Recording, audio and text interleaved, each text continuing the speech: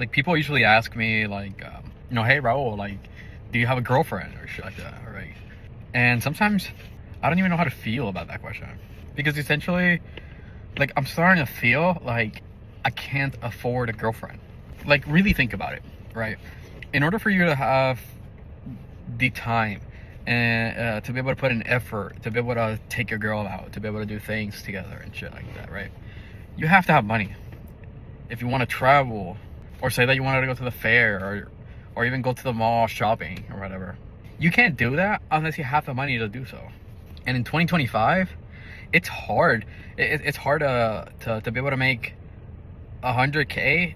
Only 20% of the population here in the US actually makes about that much. And 100K is enough for you to be able to make a comfortable living. Another issue is social media. Social media is giving you a perspective about girls that may be true, it might not be true. But here's the dangerous part, right? The dangerous part is that sometimes you look at these patterns in social media, right? And then you apply that to actual females that you know or are talking to. And you might make assumptions that aren't necessarily true.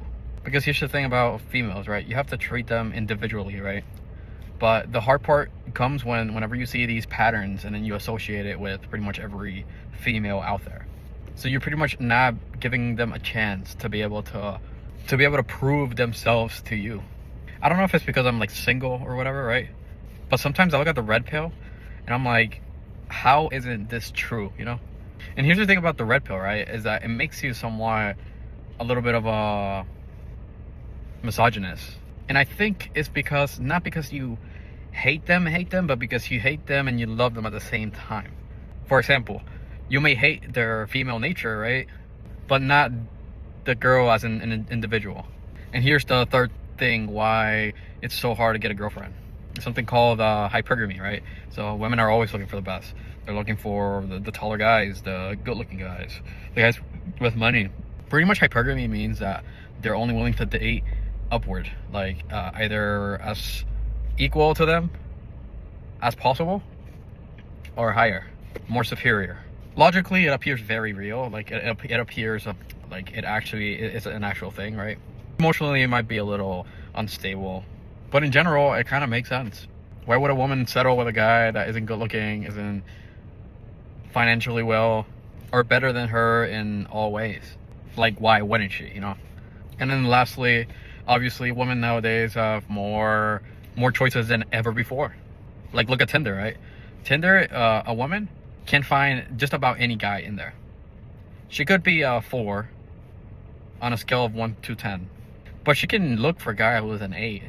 And this is the thing I hate about dating apps, and is that it only benefits women and the top 10% of guys. Every other guy out there that's average is either getting taken advantage of or never getting a reply, because essentially winners win and losers lose. Yep. And here are some of the few things, the reasons why I might not consider on having a girlfriend yet. Hope you enjoy this video. Hit the like button and subscribe. Thank you. I'll see you on the next one.